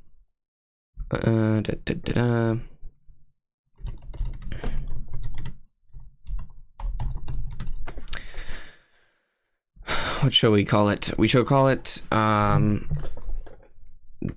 the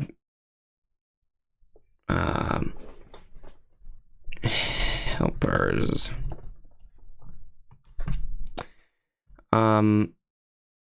Do we need to inherit for anything, or are we just good to go? I don't know. How are we gonna...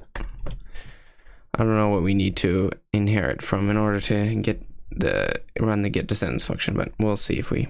Okay, yeah, no, we are not liking this. Alright, so my question is, why can't we use the regular... Isn't there a regular get children function here that will just return us a list of nodes so we don't have to go through all of this hassle?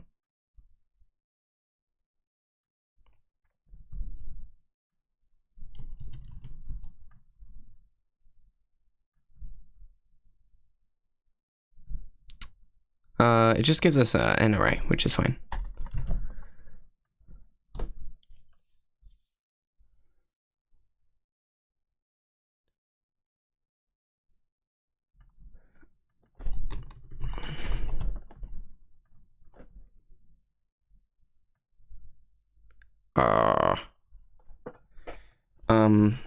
We have an odd error here, because I'm pretty sure we've done this before.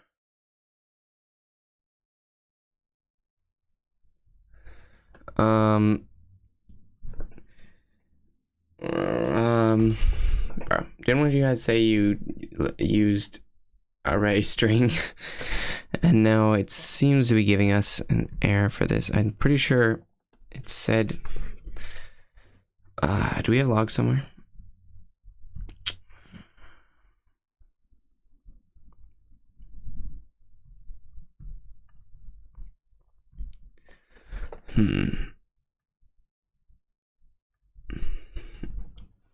I don't know. Maybe we don't have logs. Okay, let me just go back to this, and I know this won't work, but I just want to see what the... Okay. Array node does not contain a definition for two... Yeah, so it's saying it's returning us an array node. I'm not trying to use lists. I'm saying it's giving us this this error that confirms that it is an array of nodes, right? It's telling us that this .get children is giving us an array of nodes. But when we try to assign it to an array of nodes, it doesn't work.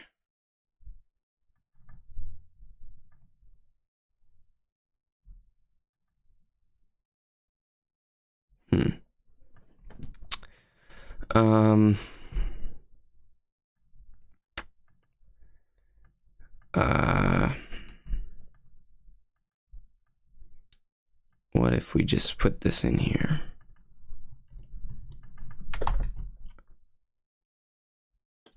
I tried that, but it gives me an error for that as well. Let me try this, and then I'll go back and try that and see what error gives. I think I've beaten the system. It just won't specify what type it is, and we'll be fine. Okay, click on A1. Still empty.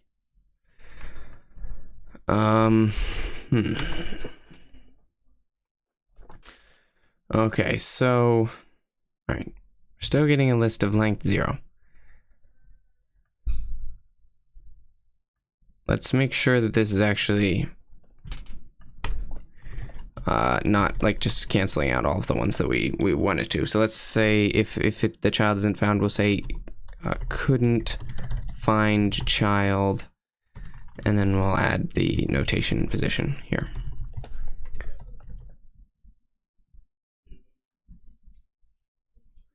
Oh, I should have just run that. Well, I mean, you shouldn't be surprised if it's so. Okay, so that one was working because it said Z3, which Z is the letter that gets returned to us if we go out of the bounds of the map. It just gives us Z instead of, you know, an error. So everything else must have passed through except for Z3, which is correct. So our code here is working, which is good. We shouldn't be getting any more errors there, but we're still ending up with an array of size 0 here, because we're still getting this 0 here from 4 square is working correctly, so that's good. We're still getting an array of size 0 up here when we print possible positions.count. So why is possible positions giving us enter a C# mindset. Guys, I tend to have a C++ mindset slightly, you know, just slightly. I've been using C++ as predominantly for several years. So yeah, the C#, I think I've lost the C# mindset and the ability to access it.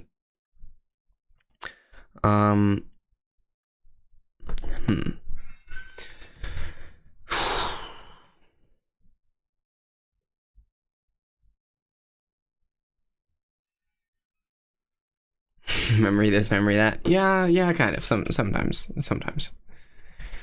It gives you that control, though. You know, it gives you the control that you want to have over your program, so you can control everything instead of leaving it to the whoever designed the language to do whatever they wanted to do, like in C# or one of those languages, like especially Python. So need to print more stuff. It's generally the debugging solution I go with. Print more stuff. Forward square is found here. So we'll print that because we should be getting that, and if we're not, then we'll know that if statement is faulty. Okay, we're not getting that printed out. So chess notation to array value forward square. Let's print out what chess notation to array value forward square is and see what that is.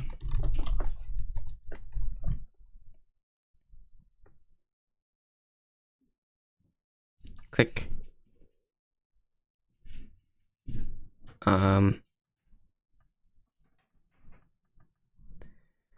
Chess notation to array forward square is, hang on. Forward square. Let's go ahead and run that again.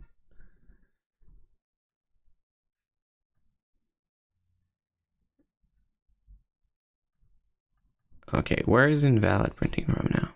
I'm confused. Mouse clicked on piece W pawn. That's up here, right? So we get mouse clicked on piece W pawn, then this goes through and this goes through and this is running, right? Because we're getting something printed. And 0 prints after that. So invalid is printing from when we call chess notation to array value. With the all right, I put the string in the wrong place. I meant to put it here inside the gd.print, and I accidentally put it in the wrong place. Okay, all right, let's move on from that. Okay, yeah. So for some reason, chess notation to array value. Oh no, it's returning W pawn. That's not right. Wait, okay, I think I messed something up earlier. Let's try this again. Click here. Mouse clicked on piece W and forward square W pawn. Forward square shouldn't be W pawn. It should be empty.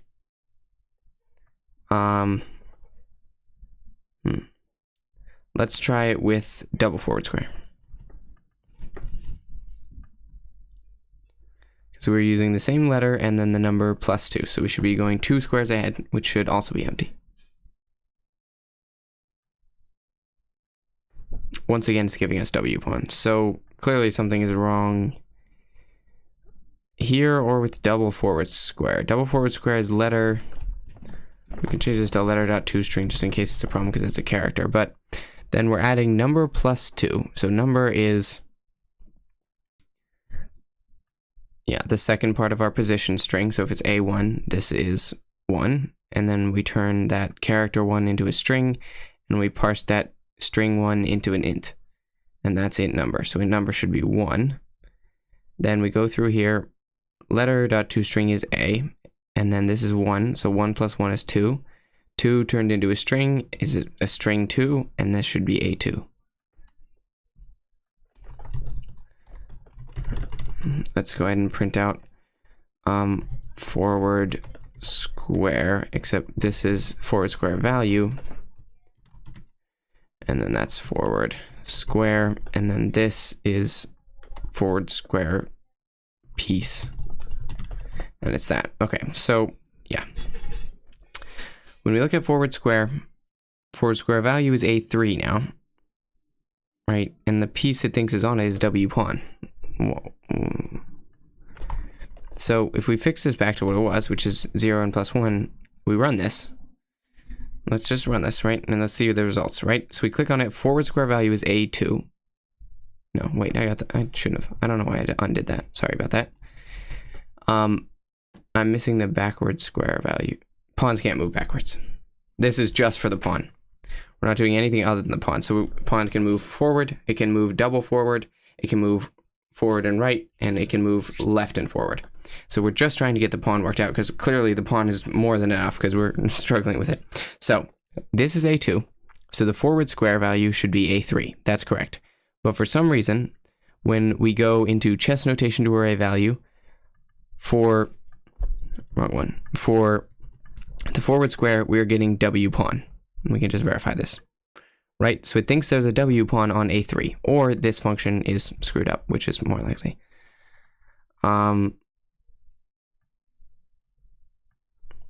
So this shouldn't be affecting us because child found should be true. And then in letter index equals chess. Oh no, we're calling this on active square and not on the square we're passing in. That's the problem. So it's just always going to return the square that we're already on instead of the square that we're actually trying to look at. All right, that was the problem. Forward square piece was empty. Forward square found, and we are getting an error for some reason, but we made progress. Outside the bounds of the array. Okay, I thought we covered in case of outside the bounds of the array, but apparently not quite. So, but we did fix, okay, chess notation to array value was broken because we were calling this chess letter to number on the active square and checking the active square instead of the value that we passed in, which is what we're supposed to be doing. So we fixed that now. But, and now this, but we're still getting an error, and let's see where it's coming from. Board Manager CS165. Okay, so when we're running valid positions.add right forward square, that shouldn't be an error. Let me run this again and see. Maybe we accidentally added a line or something. Okay, so we got an error there, so that's good. The error was on line 163. Okay, so right forward square is empty. Okay, all right. Okay. No. Okay, so we're not trying to make the final version of the code here. We're trying to logic out how it's going to work for us to figure out where a pawn can move. That's all. We're just trying to make a basic, simple case and figure that out. Okay, so if we can figure out how to do it with a pawn, then we can get an idea of how it's going to work, and we can, one moment. And if we can get an idea of how it's going to work with the pawn, then we can expand that to the various other cases, right? Once we have it figured out. We're using strings everywhere because currently we're storing the board as a bunch of strings, which is probably not very efficient, but that's what we've got to do right now. So yeah, all we're trying to do is figure out the code for the pawn, and if we can figure that out, then we get a better idea of how this is going to work so that we can abstract it to the correct level for what we're dealing with. Because it's going to be a lot more than just 4 movements like the rook. We're going to have to loop through all the way down the line and stuff like that. So let's just start with the pawn, figure out how it would work for this, and then we'll make it more abstract. Unit class and user. Yeah, we'll get into it. Whatever. We'll get into it more later. Chess piece class with a pawn subclass. Yeah, possibly. We might make a yeah, we probably will end up doing that so that we can store the movement options and whatnot. But like I said, we're just trying to get an idea of the problem that we're looking at so that we can figure out the best way to abstract it and solve that problem in the most efficient way that spreads it the most across the different pieces, blah, blah, blah, blah, blah. Okay, so in terms of continuing to figure out this problem, we're getting an error on line 63 because we're trying to get the 0th value out of the right forward square, which the right forward square is non-existent. So we need to also check if this is non-existent first. If, let's see, what is this, a string that we're getting? Yes, so we're getting a string. So if this does not equal that, just put a semicolon there. If it's not empty and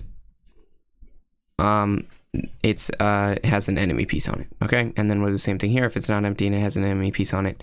And then we need to do the same thing for the double forward as well, because it's possible that we're on the second to last square, in which case the last one would be it. And in which case the double forward would be non-existent.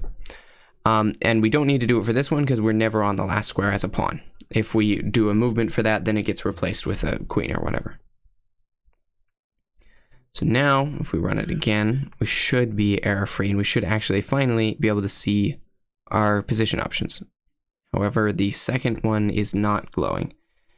So forward square is correctly lit up, which is good, but we're not seeing that we can move 2 squares forward, which we should be able to do.